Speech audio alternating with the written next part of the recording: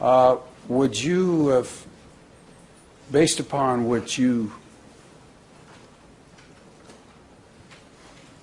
have previously testified, in the event a patient just was unwilling to do it in the way that you thought was best, you would tell the patient that you're no longer his doctor?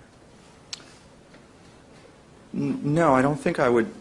That's not kind of the approach. Again, I think the approach would be to try to gain an understanding of the reasons why a patient is refusing a certain therapy or asking for a therapy that is totally inappropriate, and trying to understand that to get to the root of it. I think that is still your responsibility as a physician, to try to understand that, to try to seek help for that patient. It's not necessarily as easy as saying, you know what, just go see somebody else.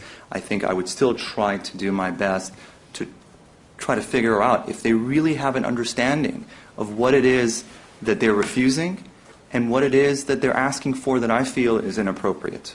And in the event the patient just was not willing to do it your way, then you would tell him to go someplace else.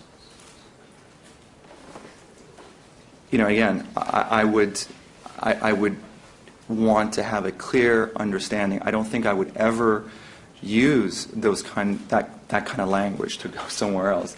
I think I would try to understand. I would try to explain the situation, try to get an understanding from the patient what the reasons are for making such a decision, and by doing that, be able to get them the appropriate help and say, hey, this is not within, I can't do this for you, but I'm going to get you help because I feel like you may need a certain type of specialist, and this is outside my realm of expertise. So, in the event you had a reluctant patient, a patient that was resistant to your advice, you would hang in there with him and try and convince him otherwise. I would try to do my due diligence and understand their reason, his or her reason for refusing therapy or asking for another thing. But what I would do concurrently is to make sure that they got the right care, and I would ensure that I'm not partaking in what they're asking for if I feel that that was not in their best interest.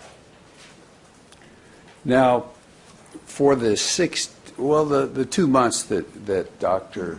Murray did treat him with propofol, you're aware of the fact that Michael Jackson was able to practice, was able to prepare for the tour, and basically there were no problems with the treatment during that period of time. Are you aware of that?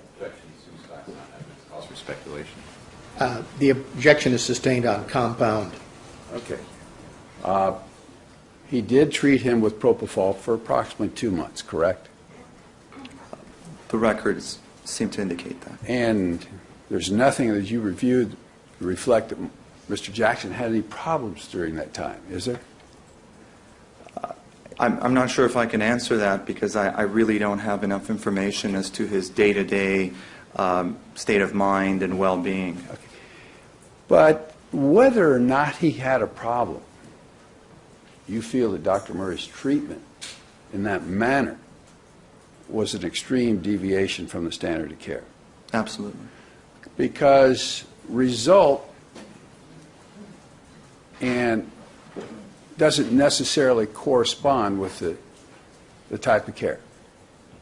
Do you understand it? I do understand. Overruled. You may answer it. Right. In making a decision as to the degree of the violation of standard of care, the end result is not something that I would take into consideration, meaning ultimately Mr. Jackson's death. That did not go into the decision of me saying that there was an extreme violation of the standard of care. So in your mind, a doctor can practice what you would consider to be bad medicine, but things can work out okay in spite of that. Is that correct? I'm not sure if I understand what you're really saying. Based upon what you just described, and you're not concerned with the overall result, such as the death of a patient, the injury to a patient, a doctor can practice what you would consider to be bad medicine, but it wouldn't necessarily cause a bad result. Is that correct? Well, I don't think that makes it right. I mean, the degree of deviation from standard of care, the end result is not important. There are instances where, physicians really are grossly negligent, meaning they have extreme departures from the standard of care, yet the end result may not end up really causing harm, resulting in death, for example, but they still are grossly negligent. And as physicians, as peer reviewers in the community, we have a responsibility to make sure that does not happen. Okay.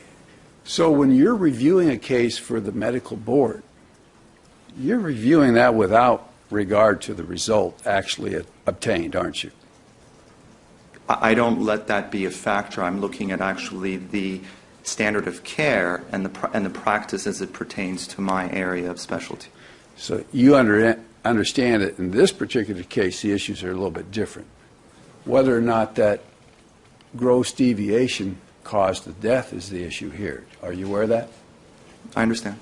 Okay. Now, based upon what you have seen, you've seen the coroner's report, also the toxicology report, Dr. Murray's statement.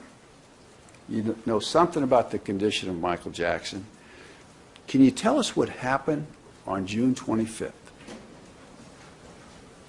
The day that Michael Jackson died.